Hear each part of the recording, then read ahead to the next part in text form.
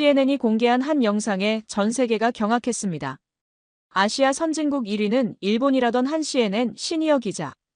K컬처의 거품, 한국의 실체를 밝히겠다는 기자의 당찬 꿈은 인천공항에 도착한 지 단 3분 만에 180도 바뀌었습니다.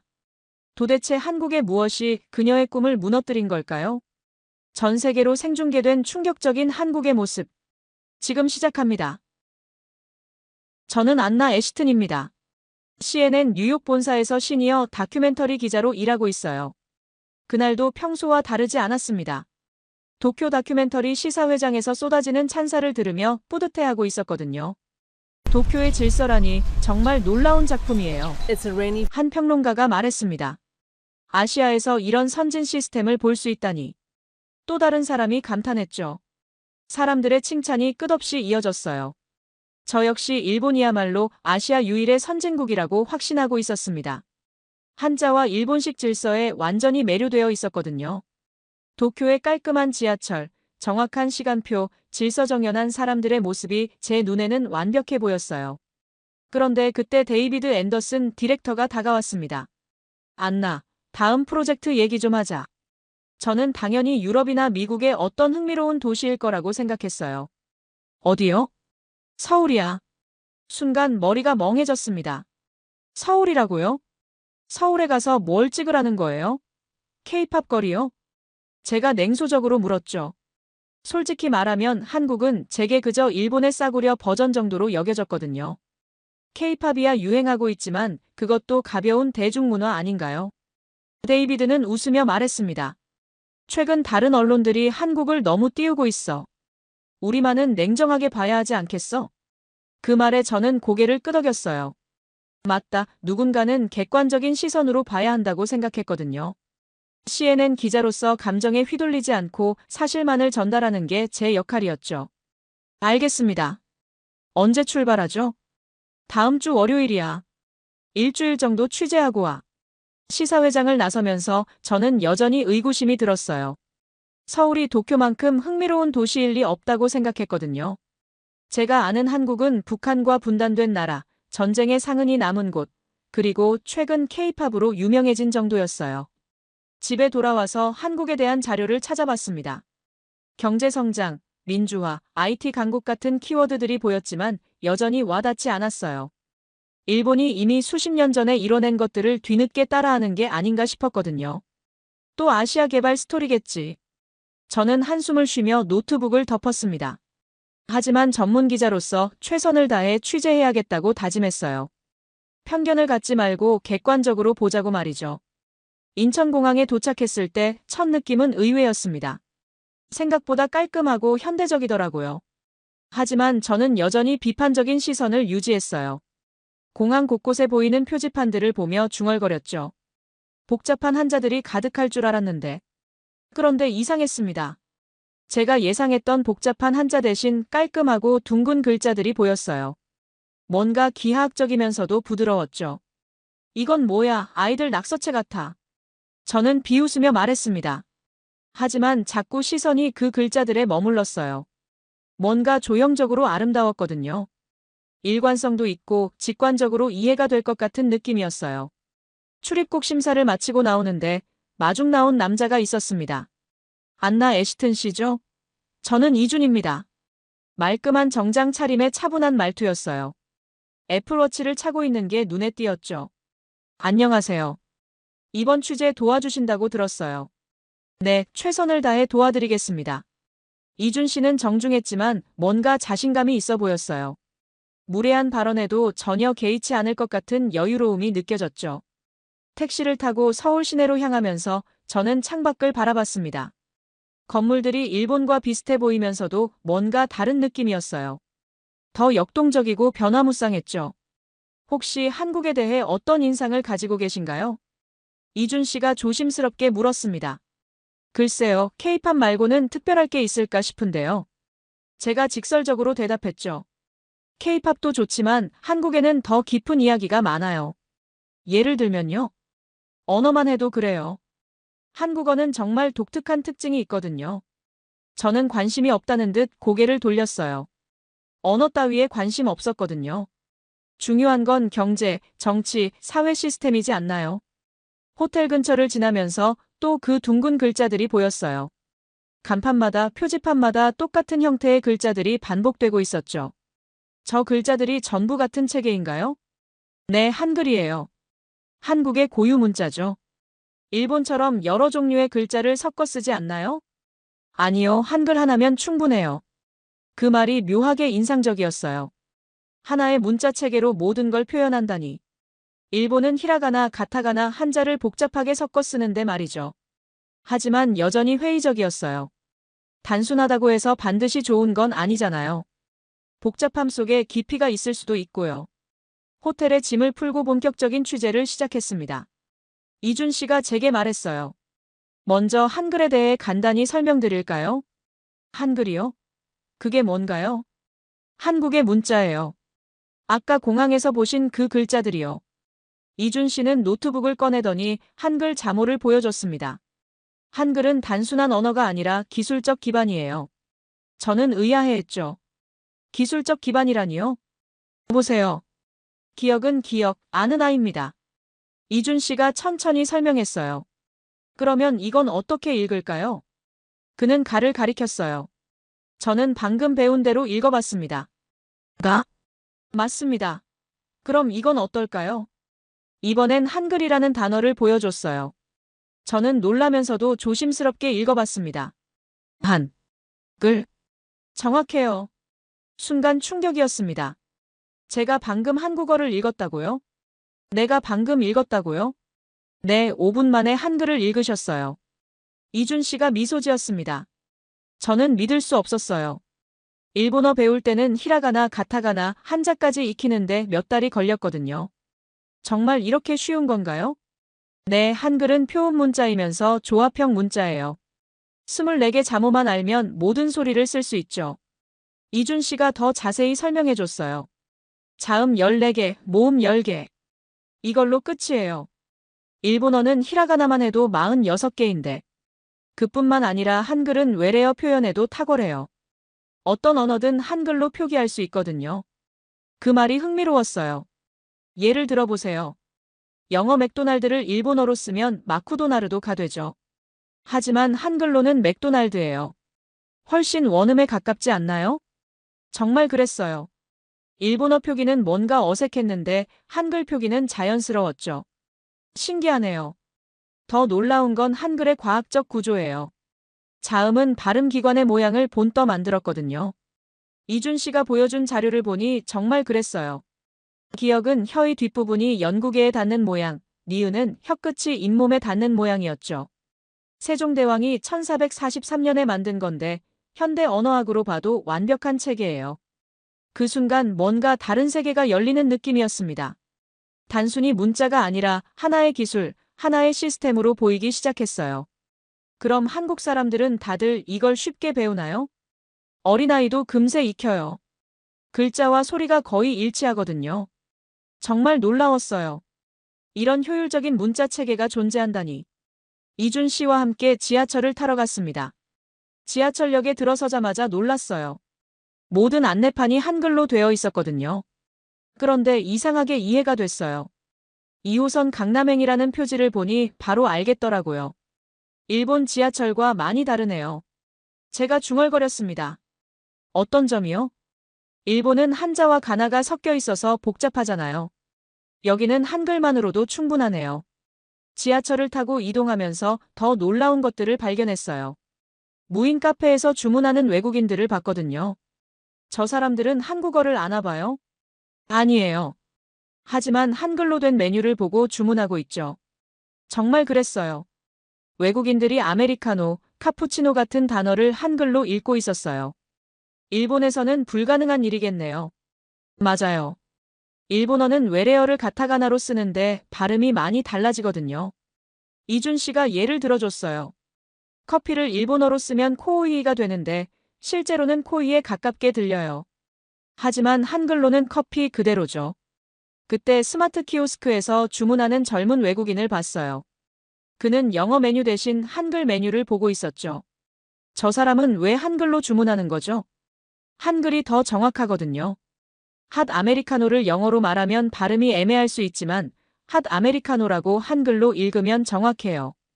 정말 신기했어요. 문자가 이렇게 실용적일 수 있다니. 지하철에서 내려 거리를 걸으며 더 많은 것들을 관찰했습니다. 모든 간판, 표지판, 광고판이 한글로 되어 있었는데 하나도 어렵게 느껴지지 않았어요. 일본은 글자부터 장벽이야. 한국은 그 장벽이 없네요. 제가 속으로 중얼거렸죠. 카페에 들어가서 아이폰을 테이블에 방치해두고 화장실에 다녀왔어요. 30분 후에 돌아와도 그대로 있더라고요. 이상하네요. 뉴욕이었다면 벌써 사라졌을 텐데. 한국은 신뢰사회예요. 이준 씨가 말했습니다. 신뢰사회요? 네, 서로를 믿고 살아가는 거죠. 이것도 한글과 관련이 있어요. 문자와 신뢰가 무슨 상관이에요? 한글은 누구나 쉽게 배울 수 있어요. 그래서 정보의 격차가 적죠. 모든 사람이 같은 정보에 접근할 수 있으니까 사회적 신뢰가 쌓이는 거예요. 그 말이 와닿았어요. 문자가 복잡하면 교육받은 사람과 그렇지 않은 사람 사이에 차이가 생기겠죠. 새벽 배송 기사를 인터뷰할 기회가 있었어요. 이렇게 늦은 시간에도 배송하시는군요. 네, 우리는 물건이 아니라 마음을 배송합니다. 그 말이 인상적이었어요. 단순한 서비스가 아니라 신뢰를 배송한다는 철학이었죠. 처음으로 그녀의 편견이 의문으로 바뀌기 시작했습니다. 며칠간 서울을 돌아다니며 다양한 실험을 해봤습니다. 정말 신기한 일들이 계속 일어났어요. 첫 번째 실험은 카페였어요. 홍대의 한 카페에서 핸드백을 테이블에 그대로 두고 30분간 자리를 비웠거든요. 뉴욕이었다면 상상도 못할 일이죠. 돌아와 보니 핸드백이 그대로 있었어요. 누구도 건드리지 않았더라고요. 이게 정상인가요? 이준 씨에게 물었습니다. 네, 한국에서는 흔한 일이에요. 두 번째 실험은 새벽 배송이었어요. 밤 11시에 온라인으로 생필품을 주문했는데 다음 날 아침 7시에 도착했어요. 배송기사분께 인터뷰를 요청했습니다. 이렇게 빠른 배송이 가능한 이유가 뭔가요? 시스템이 잘 되어 있어서죠. 그리고 우리는 물건이 아니라 마음을 배송한다고 생각해요. 그 말이 깊이 와닿았어요. 단순한 물류가 아니라 신뢰를 전달하는 거였죠. 세 번째 실험은 가장 놀라웠어요. 지하철역의 스마트 키오스크에서 외국인들이 어떻게 주문하는지 관찰했거든요. 한 독일 관광객이 한글 메뉴를 보고 주문하고 있었어요. 실례합니다. 한국어 아시나요? 제가 영어로 물었습니다. 아니요, 전혀요. 하지만 한글로 써 있는 메뉴가 더 정확해요. 어떤 뜻인가요? 영어로 불고기 버거라고 하면 발음이 애매하잖아요. 하지만 불고기 버거라고 한글로 보면 정확히 알 수 있어요. 정말 그랬어요. 한글의 표음 문자 특성상 외래어도 원음에 가깝게 표현되니까 외국인들이 오히려 더 쉽게 이해하는 거였죠. 이런 경험들을 하면서 이준 씨가 말했던 것들이 이해되기 시작했어요. 한글은 정보를 품는 도구이자 신뢰를 표현하는 약속이에요. 그의 말이 이제야 무슨 뜻인지 알겠더라고요. 네 번째 실험은 디지털 환경에서였어요. 한국의 모든 시스템이 한글 기반으로 작동한다는 걸 확인했죠. 지하철 노선도, 버스 정보, 택시 앱, 음식 주문 앱 모든 게 한글로 통일되어 있었어요. 반면 일본은 한자, 히라가나, 가타가나가 섞여 있어서 외국인들이 헷갈려 하더라고요. 일본 지하철에서는 관광객들이 길을 잃는 경우가 많아요. 이준 씨가 설명했습니다. 한자를 모르면 역 이름을 읽을 수 없거든요. 하지만 한글은 표음 문자라서 소리만 알면 읽을 수 있어요. 다섯 번째 실험은 언어의 포용성이었어요. 한글로 표현할 수 없는 외국어가 있는지 찾아봤거든요. 프랑스어 안녕하세요는 봉주르, 독일어 안녕하세요는 구텐탁, 아랍어 인사는 아흘란. 모든 언어가 한글로 자연스럽게 표현됐어요. 한글의 자모조합으로 표현할 수 없는 소리가 있나요? 거의 없어요. 세계 언어학자들이 놀라는 부분이 바로 그거예요. 이준 씨의 답변이었습니다. 저의 확신은 점점 깊어졌고 처음으로 제 편견이 의문으로 바뀌기 시작했어요. 취재 5일째 되던 날 CNN 본사에서 전화가 왔습니다. 데이비드 디렉터였어요. 안나, 어때? 취재는 잘 되고 있어? 네, 예상보다 흥미로운 것들을 많이 발견했어요. 그래? 뭔가 특별한 게 있나? 저는 한글에 대해 설명하려다가 멈췄어요. 데이비드의 목소리에서 뭔가 다른 의도가 느껴졌거든요. 안나, 솔직히 말하자면 우리 방향성을 조금 바꾸려고 해. 어떤 뜻인가요? 일본을 더 부각시키고 한국은 기술적 불균형을 부각하라는 거야. 아직도 선진국과는 차이가 있다는 식으로 말이야. 순간 머리가 복잡해졌어요. 지난 며칠간 제가 본 건 전혀 다른 모습이었거든요. 하지만 제가 본 한국은 안나, 너도 알잖아. 우리는 객관적이어야 해. 너무 감정적으로 접근하지 마. 전화를 끊고 나서 혼란스러웠어요. 커리어냐, 진실이냐의 기로에 선 거죠. 호텔방에서 지금까지 찍은 영상들을 편집하면서 고민했습니다. CNN 본사의 요구대로 하면 승진도 보장되고 안정적일 거예요. 하지만 제가 직접 본 한국의 모습과는 완전히 다른 이야기가 될 테죠. 편집하다가 제 노트를 다시 펼쳤어요. 한글을 배우면서 적었던 메모들이 보였습니다. 한글은 인간 중심의 프로그래밍 언어다. 이준 씨가 했던 말이 생각났어요. 안나 씨, 한글은 단순히 문자가 아니에요. 소통의 철학이자 신뢰의 기반이죠. 그때 깨달았어요. 제가 지금까지 본 한국의 효율성, 신뢰사회, 디지털 혁신의 기반에 한글이 있다는 걸 말이에요. 다음 날 아침, 이준 씨에게 말했습니다. 한글에 대한 다큐멘터리를 만들고 싶어요. 정말요? 네, 하지만 본사에서는 다른 방향을 원해요. 이준 씨는 잠시 생각하더니 말했어요. 그럼 라이브 방송은 어떨까요? 편집 없이 실시간으로 전 세계에 보여주는 거죠. 그 아이디어가 번뜩 떠올랐어요. 편집할 시간도 없고 본사에서 간섭할 수도 없는 라이브 방송 말이에요. CNN 라이브로 서울에서 직접 방송할 수 있을까요? 시도해 볼까요? 그날 오후, 저는 결심했습니다. 서울의 진짜 모습을 세상에 보여주기로 한 거죠. 라이브 방송 준비를 하면서 마음이 뛰었어요. 제 기자 생활에서 가장 중요한 순간이 될 것 같았거든요. 한글 노트를 다시 보며 중얼거렸습니다. 이게 진실이야. 이걸 전 세계에 알려야 해. 그 순간 제가 왜 기자가 되었는지 다시 떠올랐어요. 진실을 전달하기 위해서였죠. 승진이나 안정보다 더 중요한 게 있었던 거예요. 라이브 방송 당일이 되었습니다. 서울시청 앞 광장에서 CNN 라이브 방송을 진행하기로 했어요. 전 세계에 실시간으로 송출되는 방송이었죠. 안녕하세요. CNN의 안나 애시튼입니다. 지금 서울에서 특별한 이야기를 전해드리겠습니다. 방송이 시작되자 긴장이 되면서도 설렜어요. 여러분, 저는 지난 일주일간 서울에서 놀라운 발견을 했습니다. 바로 한글이라는 문자 체계에 관한 이야기예요. 화면에 한글 자모를 보여주며 설명했습니다. 이 24개 글자로 세상의 모든 소리를 표현할 수 있습니다. 저는 5분 만에 한글을 읽을 수 있게 되었어요. 실제로 한글을 읽어보였죠. 시청자들이 놀라는 반응이 실시간 댓글로 올라왔어요. 일본어를 배우는 데는 몇 달이 걸렸지만 한글은 정말 5분이면 충분했습니다. 이준 씨도 방송에 함께 나와 설명해줬어요. 한글은 1443년 세종대왕이 백성을 위해 만든 문자입니다. 현대 언어학으로 봐도 완벽한 과학적 체계죠. 방송 중간에 거리의 외국인들을 인터뷰했어요. 한글로 메뉴를 읽는 게 더 정확해요. 독일 관광객이 말했습니다. 영어보다 발음이 명확하거든요. 프랑스 관광객도 동의했죠. 실시간 시청자 수가 계속 올라갔어요.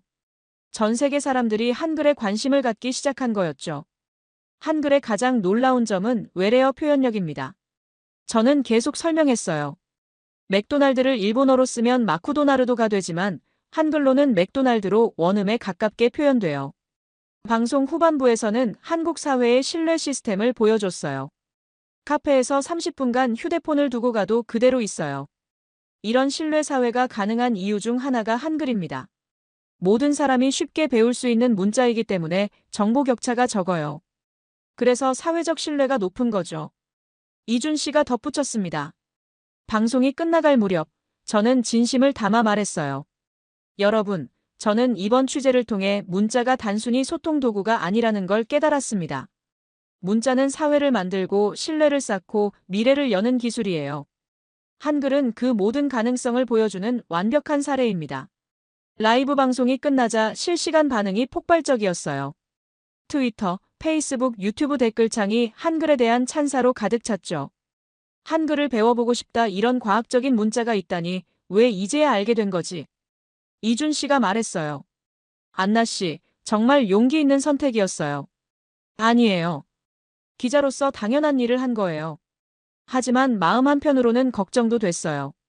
CNN 본사에서 어떤 반응을 보일지 모르겠더라고요. 그날 밤 데이비드 디렉터에게서 전화가 왔습니다.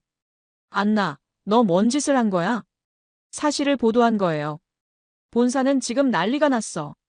하지만 잠시 침묵이 흘렀어요. 시청률이 역대 최고야. 전 세계에서 반응이 폭발적이고. 정말요?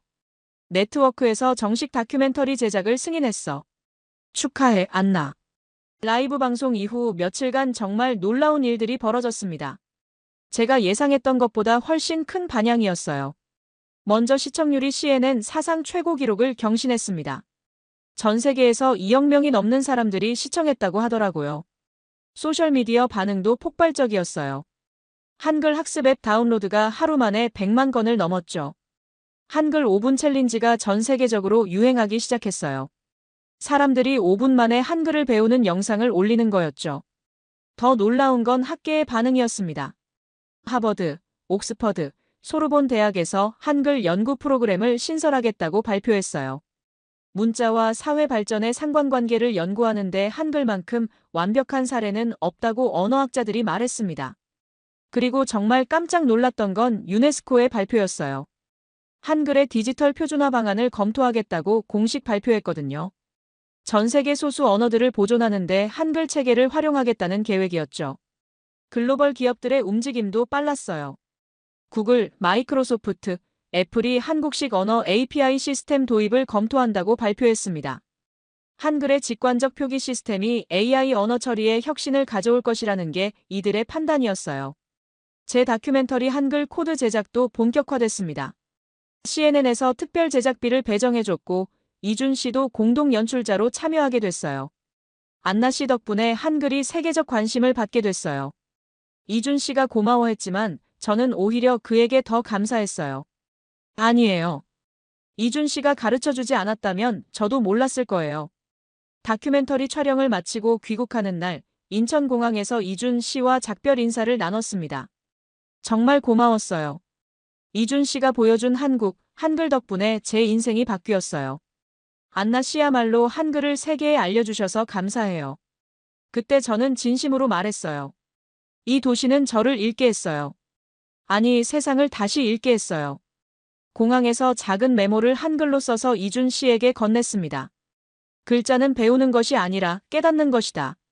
이준 씨가 그 메모를 보고 미소 지었어요. 한글로 쓰시니까 더 의미 있게 느껴지네요. 비행기 안에서 창밖에 서울을 내려다보며 생각했어요. 일주일 전에 저와 지금의 저는 완전히 다른 사람이 됐다는 걸 말이에요. 처음에는 일본의 싸구려 버전이라고 생각했던 서울이 이제는 제 두 번째 모국같이 느껴졌어요. 한글 코드는 방영 후 에미상 다큐멘터리 부문을 수상했습니다. 전 세계 언어학자들이 문자와 문명에 대한 새로운 시각을 제시했다고 평가해줬어요. 6개월 후 저는 다시 서울을 찾았습니다. 이번에는 관광객이 아니라 한글 홍보대사로서 말이에요. 이준 씨와 재회하며 말했어요. 한글은 정말 세상을 바꾸는 기술이었어요. 기술보다 앞선 건 결국 사람 간의 신뢰죠. 이준 씨의 말이 마음에 깊이 와닿았습니다. 한글이 만든 건 단순한 소통이 아니라 신뢰와 이해였던 거예요. 그날 저는 한글로 일기를 썼습니다. 제 인생에서 가장 의미 있는 문장을 말이에요. 한글을 만나고 나서야 진짜 기자가 되었다. 일본 열도가 발칵 뒤집어졌습니다. NHK에서 방영한 한 다큐멘터리 때문인데요. 그 제목은 바로 서울 지하철의 온기였습니다. 이 다큐멘터리를 본 일본 시청자들은 충격에 빠졌어요. 우리는 효율성만 추구했는데 정작 중요한 건 사람의 마음이었구나라는 반응이 쏟아졌거든요. 도쿄 지하철 관계자들은 한국에서 배울 점이 이렇게 많을 줄 몰랐다며 당황했습니다. 아사히 신문은 일면 기사로 다뤘고 일본 정부는 긴급히 한국 지하철 벤치마킹 팀을 구성했어요. 심지어 BBC와 CNN에서도 일본을 놀라게 한 한국의 힘이라며 보도했습니다. 도대체 이 다큐멘터리에 뭐가 담겨 있기에 자부심 강한 일본이 이렇게 충격받고 있는 걸까요? 그 주인공은 다름 아닌 일본 여성 프로듀서 사토 아야카였습니다. 아야카는 처음 한국을 취재할 때 일본이 당연히 더 우수할 것이라고 생각했어요. 하지만 서울에서 보낸 일주일이 그녀의 인생과 일본 사회 전체를 뒤흔들어 놓았습니다. 과연 서울 지하철에서 무슨 일이 일어났던 걸까요? 일본인들조차 우리가 놓친 게 이런 거였구나라며 감탄한 그 특별한 이야기를 지금부터 들려드리겠습니다. 그 전에 잠깐 1초만 투자해서 구독, 좋아요 버튼을 꾹 눌러주시면 영상 제작에 큰 힘이 됩니다. 지금 바로 시작하겠습니다. 저는 사토 아야카, NHK 국제부 다큐멘터리 프로듀서입니다. 솔직히 서울 지하철 취재를 맡게 되었을 때 내심 편안했어요. 작년에 도쿄 지하철 편을 성공적으로 만들었거든요. 서울도 괜찮겠지만 도쿄만큼은 아닐 거야. 이런 생각으로 인천공항에 도착했습니다. 하지만 공항철도를 타는 순간부터 뭔가 이상했어요. 열차가 정확히 시간표대로 도착했습니다. 일본만큼 정시성이 좋다니. 안내방송이 한국어, 영어, 중국어, 일본어로 차례로 나왔어요. 제가 알아듣는 일본어로도 완벽하게 안내하고 있었죠. 승객들이 모두 줄을 서서 기다리고 있었습니다. 열차가 도착하면 내리는 사람을 먼저 기다렸다가 질서정연하게 탑승했어요. 일본과 똑같았습니다. 서울역에서 마이클 데이비스 교수를 만났을 때 제 첫 마디는 이거였어요. 교수님, 여기 사람들이 일본 사람들과 비슷하게 행동하네요. 마이클은 의미심장하게 웃었습니다. 아야카 씨, 비슷한 게 아니라 각자의 방식이에요. 조금만 더 지켜보시면 차이를 느끼실 거예요. 그의 말이 무슨 뜻인지 그때는 몰랐어요. 4호선을 타고 건대 입구로 향하면서 저는 계속 관찰했습니다. 그런데 뭔가 다른 점이 있었습니다. 좌석이 따뜻해요? 저는 깜짝 놀랐습니다. 겨울인데 좌석에서 온기가 느껴지는 거예요. 마이클이 설명했습니다. 한국 지하철은 겨울에 좌석 난방이 돼요. 도쿄 지하철에는 없는 시스템이었습니다. 승객들을 배려하는 세심함이 느껴졌거든요. 역사 내부도 인상적이었습니다. 모든 승강장에 스크린도어가 설치되어 있었어요. 도쿄는 아직도 많은 역에 난간형이거나 아예 없는 곳이 많은데 말이죠. 스마트폰으로 와이파이를 확인해봤는데 지하에서도 완벽하게 연결됐습니다. 속도도 빨랐어요.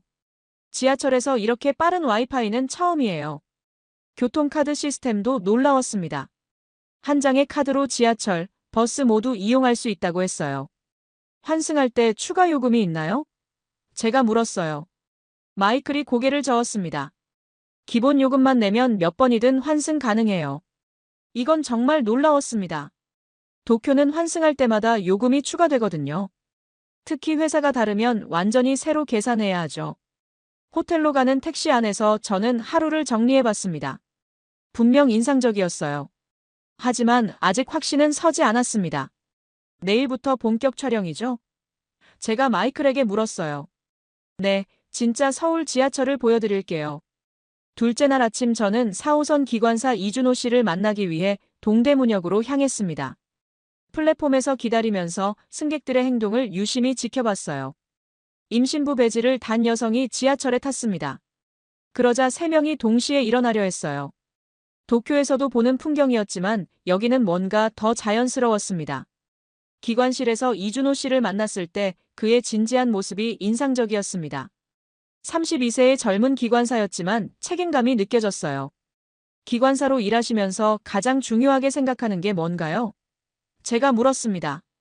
이준호 씨는 잠시 생각하더니 답했어요. 정시 운행도 중요하지만 가장 중요한 건 승객 안전이에요. 저는 좀 더 까다로운 질문을 해봤어요. 일본에서는 기관사들이 정시 운행 압박을 많이 받는다고 하는데요. 이준호 씨의 표정이 진지해졌습니다. 압박이라기보다는 책임감이에요. 승객들이 저를 믿고 지하철을 타시거든요. 2018년에 부산에서 화재 사고가 있었을 때 승객들을 구조한 경험이 있어요. 그가 갑자기 말했습니다. 그때 깨달았어요. 기관사는 단순히 열차를 운전하는 사람이 아니라는 걸요. 플랫폼으로 나와서 저는 승객들을 다시 관찰해봤습니다. 휠체어를 탄 장애인분이 계시는데 역무원이 아닌 일반 승객들이 도움을 드리고 있었어요. 지하철이 도착했을 때 LED 안내판을 자세히 봤습니다. 2분 후 도착, 1분 후 도착, 도착 이런 식으로 실시간으로 업데이트되고 있었어요. 정말 몇 초 차이로 정확하게 맞아떨어졌습니다. 지하철 안에서 와이파이를 다시 테스트해봤습니다. 터널 구간에서도 끊김없이 연결됐어요. 영상 스트리밍도 문제없이 재생됐습니다. 한 외국인 관광객이 길을 묻고 있었습니다. 여러 승객들이 동시에 도움을 주려 했어요. 누군가는 영어로, 다른 사람은 스마트폰 번역 앱으로 설명해줬습니다. 환승역에서 놀란 건 엘리베이터 시스템이었습니다. 승강장에서 지상까지 엘리베이터만으로 이동할 수 있었어요. 88%의 역이 이렇게 되어 있어요. 도쿄보다 높은 비율이죠. 마이클이 설명했습니다. 요금 계산도 신기했습니다. 어디를 가든 기본 요금으로 시작해서 거리에 따라 조금씩 추가되는 방식이었어요. 도쿄처럼 회사별로 다른 요금을 낼 필요가 없었습니다. 하루 촬영을 마치고 저는 혼란스러웠습니다. 분명히 도쿄 못지않게 훌륭한 시스템이었어요. 어떤 면에서는 더 편리하기도 했고요. 셋째 날 저는 한국 지하철의 안전 시스템에 대해 자세히 알아보기로 했습니다. 어제까지 본 완벽한 시설들이 어떻게 만들어진 건지 궁금했거든요. 왜 모든 역에 밀폐형 스크린 도어가 있는 거죠? 저는 마이클에게 물었습니다. 마이클의 표정이 진지해졌습니다. 2003년 대구 지하철 참사를 아세요? 마이클이 노트북을 꺼내더니 당시 영상을 보여줬습니다. 화면을 보는 순간 저는 충격을 받았습니다. 한 사람의 방화로 시작된 끔찍한 참사였어요. 192명이 목숨을 잃고 148명이 다쳤습니다. 이 사건 이후 모든 것이 바뀌었어요. 마이클이 설명했습니다. 전국 모든 지하철역에 스크린도어 설치가 의무화됐고 안전 시스템도 완전히 개편됐어요. 저는 말문이 막혔습니다. 제가 당연하게 여겼던 안전시설들이 모두 이런 아픈 경험에서 나온 거였거든요. 지하철 관제센터를 방문했을 때 더욱 놀랐습니다. 수십 개의 모니터가 실시간으로 모든 역과 열차를 감시하고 있었어요. 이 정도로 철저하게 관리하는 이유가 뭔가요? 제가 물었습니다. 관제센터 책임자가 답했어요. 한 번의 실수가 큰 사고로 이어질 수 있어요. 그래서 절대 방심할 수 없습니다. 역무원 김서윤 씨를 만났을 때 그녀의 전문성에 감탄했습니다. 33세의 8년차 베테랑으로 일본어도 유창하게 구사했어요. 참사 이후 달라진 점이 있나요? 제가 일본어로 물었습니다. 김서윤 씨는 진지하게 답했어요. 모든 게 달라졌어요. 한 달에 2번씩 비상훈련을 받고 화재 대응부터 의료 응급 상황까지 모든 경우를 대비해요. 지하철 정비고도 견학했습니다. 정비사들이 열차 한 대 한 대를 세심하게 점검하고 있었어요. 우리의 실수 하나가 수백 명의 생명과 직결돼요. 그래서 체크리스트를 2번, 3번 확인합니다. 정비팀장이 설명했어요. 화재 감지 시스템도 놀라웠습니다. 연기 감지기가 미세한 연기까지 포착해요. 그리고 자동으로 환기 시스템이 작동하며 승객 대피 안내가 시작됩니다. 모든 과정이 1분 이내에 이루어져요. 저녁에 호텔로 돌아가면서 저는 깊은 인상을 받았습니다. 한국의 지하철 안전 시스템이 단순한 기술의 집합이 아니라 아픈 경험을 통해 배운 지혜의 결과라는 걸 알았거든요. 넷째 날 저는 시민들의 자발적인 배려 문화를 관찰하기로 했습니다. 지금까지 본 것들이 정말 일상적인 모습인지 확인하고 싶었거든요. 정말 평소에도 저렇게 친절한가요? 저는 마이클에게 물었어요. 카메라가 있으니까 더 신경 쓰는 건 아닐까요? 마이클이 웃으며 제안했습니다. 그럼 숨어서 관찰해 볼까요? 첫 번째 실험은 홍대 입구역에서 했습니다. 무거운 짐을 든 외국인이 계단에서 어려움을 겪는 상황을 연출했어요. 카메라는 보이지 않는 곳에 숨겨놨습니다. 결과는 놀라웠어요. 3분도 안 돼서 2명이 도움을 주러 다가왔습니다. 서로 짐을 나눠 들고 엘리베이터까지 안내해줬습니다. 강남역에서 같은 실험을 반복했어요. 이번에는 휠체어를 탄 사람이 개찰구에서 도움이 필요한 상황이었습니다. 또다시 놀라운 결과였어요. 역무원이 오기 전에 일반 승객이 먼저 도움을 줬습니다.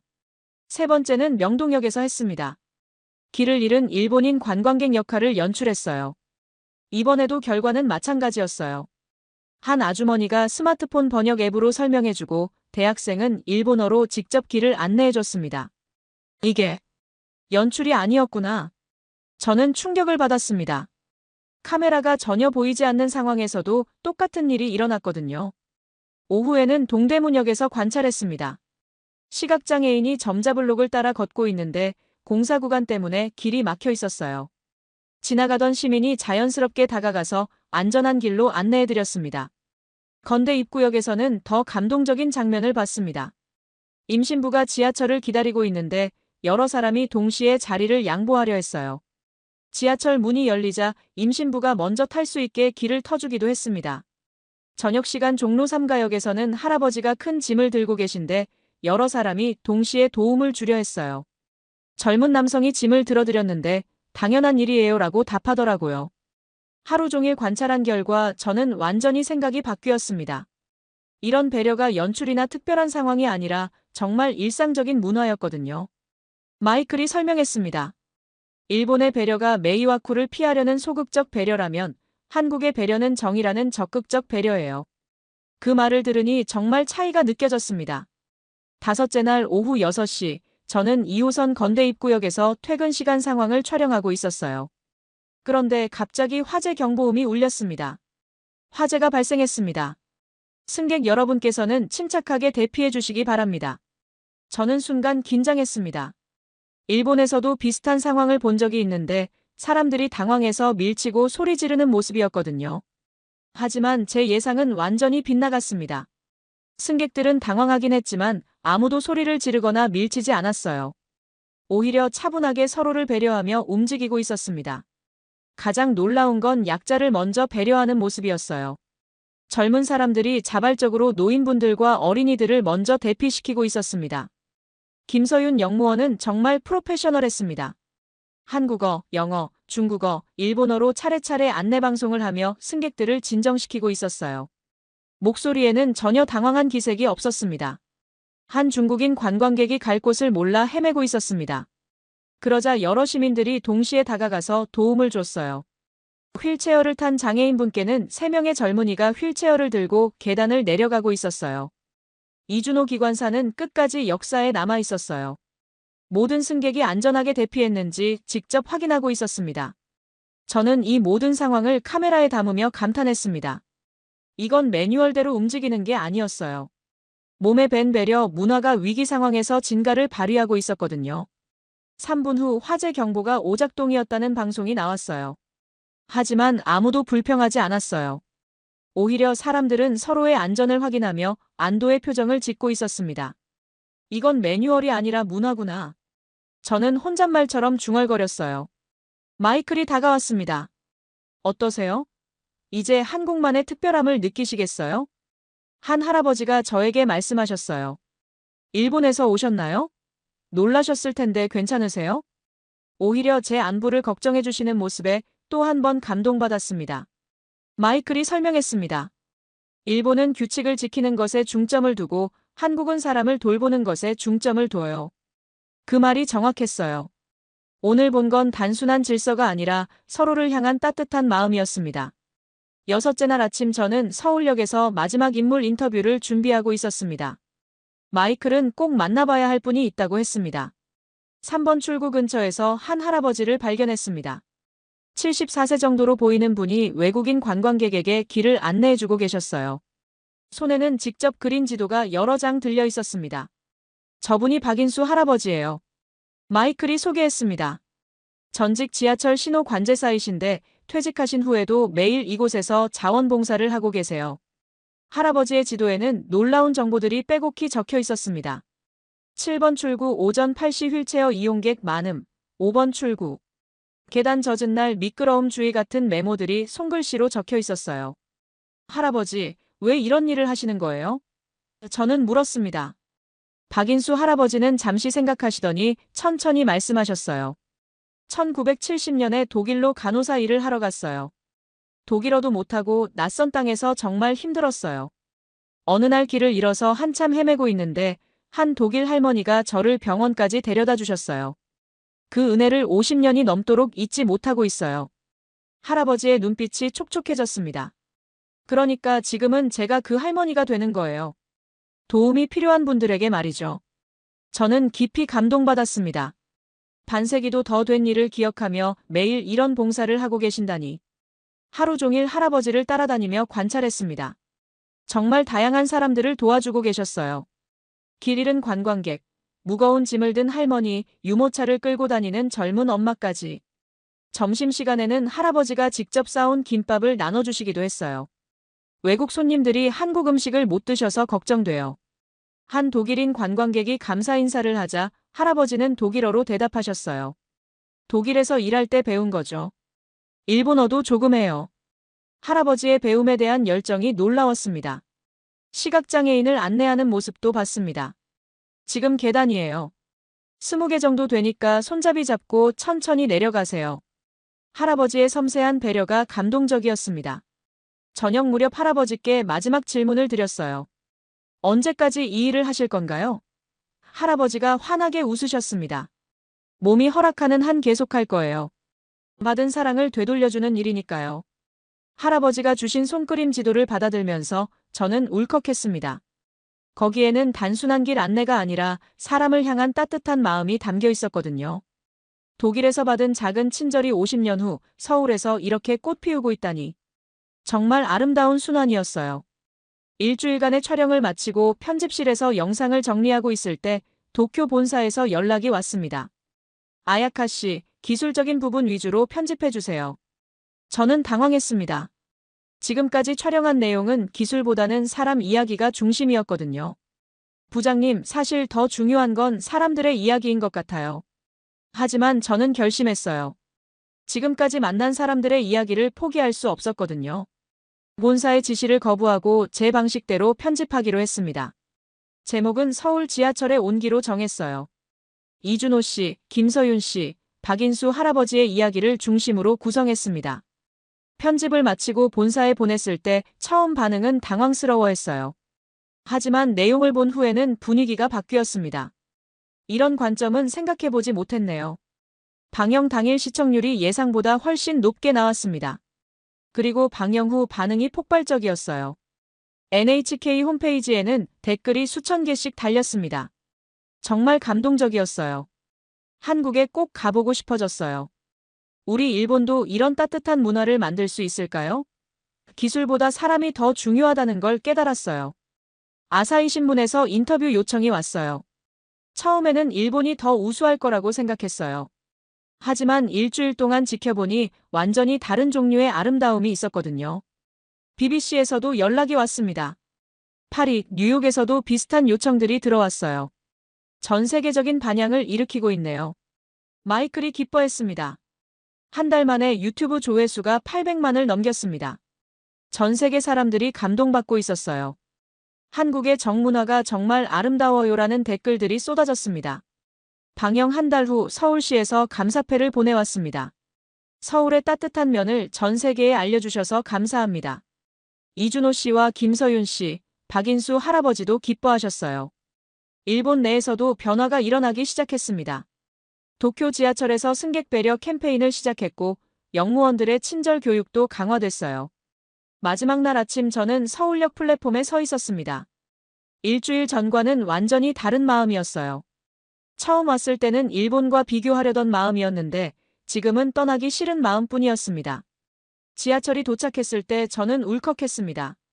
지난 일주일 동안 수없이 탔던 지하철이었는데 이제 마지막이라니. 승객들의 자연스러운 배려도 이제는 너무나 소중하게 느껴졌어요. 인천공항으로 가는 동안 저는 창밖 풍경을 바라봤습니다. 정말 많은 것이 변했어요. 한국에 대한 생각도, 사람들에 대한 시각도, 그리고 제 자신도 달라졌습니다. 일본으로 돌아가면 이 모든 걸 잊을 것 같아요. 저는 솔직하게 말했어요.